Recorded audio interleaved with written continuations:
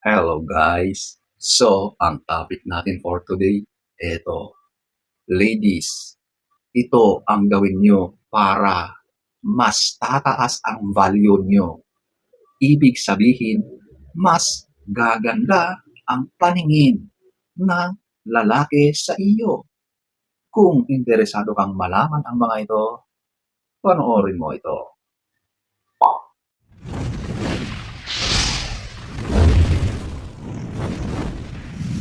Huwag kang easy to get.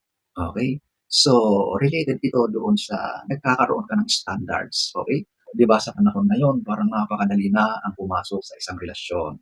Yung tipong nag-usap lang kayo saglit, nag-text na lang kayo ng ilang oras, maya-maya, nag-eyeball na kayo, nagkita na kayo.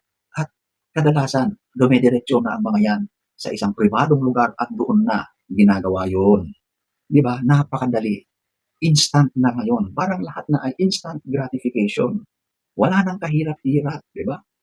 At alam nyo ba na in reality, yung mga bagay na napakadaling nakuha, nakamit, napakadali ring mawalan ng value, napakadaling pagsawaan, napakadaling masira, napakadaling mag-lose ng value. At ganun din sa tao, mapababae or lalaki. Kaya kapag napakadali kang nakuha, easy to get ka. Wala kang sinusunod na rules or standards sa sarili mo, hanggang umpisa lang yan. Hindi ka bibigyan ng respeto kapag ganon. Yung value mo, bagsak. Yung kagandahan mo, hanggang umpisa lang. Hindi tatagal. Kaya ladies, huwag kayong easy to get.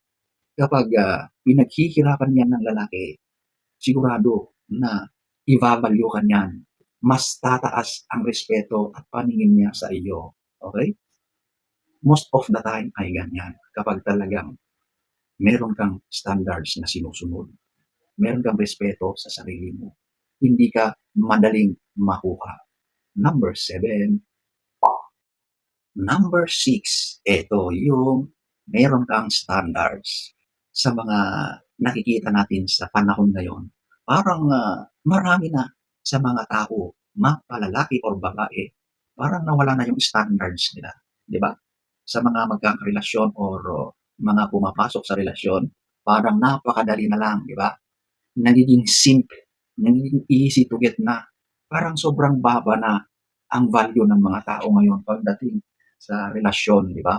Hindi ko naman nilalahat, pero kung titignan mo ang mga nangyayari ngayon, parang puro na lang pakita ng balat, puro kabastusan, puro S na lang, related sa mga ganong usapin, di ba?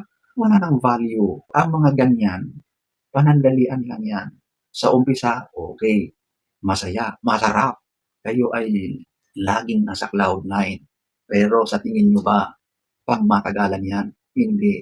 Darating yung panahon na sigurado na magsasawa kayong dalawa sa ginagawa nyo. Dahil wala napakababang uri ng gawain yung ginagawa nyo. Kasi wala ng standards, okay?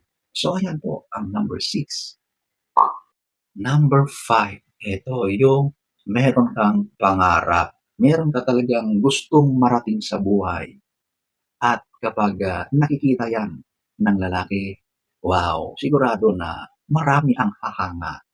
Kasi alam nila na ikaw ay independent woman, na ikaw ay mataas din ang iyong standards. Kaya gustong-gusto mong maabot yung mga pangarap mo.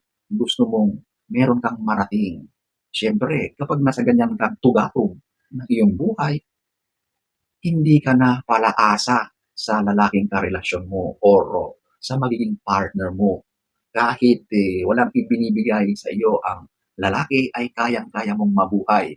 Kaya mong makuha, makamit, mabili ang mga gusto mo para sa sarili mo. At ang ganyang katangian ay isang kahanga-hanga at nakakataas ng value mo bilang babae. At marami ding mga lalaki ang humahanga sa ganitong katangian. At lalo kang gumaganda sa paningin ng mga lalaki. Number 5. Number 4, maging matalino. Alam nyo, humahanga ang mga lalaki sa babaeng matalino. Meron kang alam sa mga bagay-bagay. Hindi lang sa mga natutunan mo sa pag-aaral o sa eskwelahan, kundi sa realidad ng buhay. sa mga araw-araw na gawain. Marunong ka sa buhay. Yun eh, okay? Meron kang sariling opinyon. Kaya mong makipag-usap at magbigay, mag-share ng iyong mga nalalaman, ng iyong mga kaisipan tungkol sa mga bagay-bagay, okay? At hindi ka lang sunod-sunuran. Mas lalong tumataas ang paningin ng lalaki sa iyo. At ito ay mas nagdadagdag sa value mo bilang babae. At maraming mga kalalakihan ang humahanga sa mga ganitong katangian. Although hindi lahat, kasi may mga kalalakihan din na kapag nakita nila na ganito ang katangian ng isang babae, sila ay naduduwag kapag nakita nila na talagang ang babaeng ito ay maraming alam, kayang makipagdiskusyon, magbigay ng sariling opinyon at marami pang iba. Mataas ang pangarap, mataas ang katungkulan. Ang ibang lalaki ay naduluwag, umaayaw sila. Pero maraming lalaki pa rin ang humahanga. Ito yung mga hinahanap nilang katangian sa isang babae. High value women. Okay? So ayan po, ang number 4. Number 3, ayusin ang postura at body language. Mahalaga ito dahil nakikita ang kumpiyansa mo, confidence mo bilang babae sa mga body language, mga kilos mo at sa postura mo. Kung ikaw ay laging nakayuko, tapos lagi kang naka-slouch, sobra kang timid, napakamahiyain mo, kahit ang ganda-ganda mo ay nakakabawas yan sa attraction mo, sa value mo bilang babae.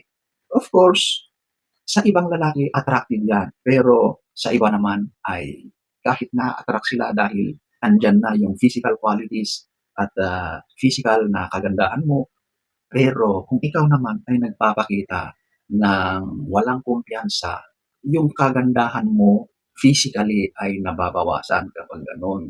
Kapag nakikipag-usap ka ay tumingin ka sa kausap mo. Kapag nasa public ka, naglalakad, ayusin mo yung posture, yung tindig ng katawan mo, okay? At yung mga kilos mo, ayusin mo rin para kapag nakikita ka ng ibang tao, lalong-lalo na sa mga kalalakihan, ay sigurado na sila ay hahanga sa iyong pagdadala sa sarili mo sa publiko, okay? So ayan po, ang number 3. Number 2, alagaan mo ang iyong katawan. Yung katawan mo, physical yan. Nakikita yan ng mga lalaki. At isa yan sa mga talagang unang-unang kinikilatis, pinagmamasdan ng mga boys. Kaya kahanga-hanga kapag ikaw ay binibigyan mo ng pansin, nag-e-effort ka para maayos, maging fit, maging kaaya-aya sa paningin ng mga lalaki. Para ma-achieve mo ang ganitong itsura ng katawan, kailangan mong maging disiplinado. Kailangan mo ng effort. Kailangan mo ng dedication, okay? Para ma-achieve mo ang pangangatawan na gusto mo, na alam mo na masaya ka, na alam mo na komportable ka, na alam mo na nagiging confident ka. Sigurado na mas lalong tumataas ang value mo. At sigurado, kasabay niyan na mas lalo kang gumaganda sa paningin ng mga kalalakihan. So ladies, para ma-achieve mo ang mga yan, mag-exercise ka. Alam ko na marami ang ayaw mag-exercise. Pero kung gusto mong ma-achieve ang ganyan, kailangan mo talaga ng effort, dedication, discipline. Kailangan magkaroon ka ng healthy eating habits, okay? Para ma-achieve mo ang mga yan. Kasi kahit anong exercise mo, kahit anong papawis mo, kung lamon ka naman ng lamon, walang mangyayari, okay? So talagang discipline yan, talagang dedication at effort para ma-achieve mo ang ninanais mo, para talagang mataas ang kalidad mo bilang babae. Okay? So ayan po, ang number 2. Number 1, eto yung maging malinis at presentable, okay? So ito yung inuuna natin dahil ang mga lalaki ay visual na nilalang. Napakahalaga ang, attraction sa mga nakikita ng kanilang mga mata. So, most of this pa rin ay, physical, okey? So, maging malinis ka sa katawan mo. Kasi kapag, malinis ka, it goes na nagiging mabango ka, mas nagiging maganda ang itsura mo kapag malinis ka sa sarili mo. Maging presentable ang itsura mo. So, correlated dito ang iyong pananamit, okay? So, dapat nagiging conscious ka rin sa mga isinusuot mong damit, presentable. So, ito yung maayos kang tignan, hindi ka bastusin, okay? Mas tumataas pa ang value mo sa kanilang paningin. Mas karespe-respeto ka. At kapag ganon, mas gumaganda ka sa paningin ng mga lalaki. Kasi tumataas yung value mo sa ganyang ginagawa mo sa sarili mo. So ayan po ang number one. So ayan po, ang ilan lamang sa napakaraming mga pwede mong gawin para pataasin ang value mo bilang babae, para mas lalong maganda ang paningin sa iyo ng mga kalalakihan. So sana ay nagustuhan niyo ang ating topic for today. Next story time. Don't forget to subscribe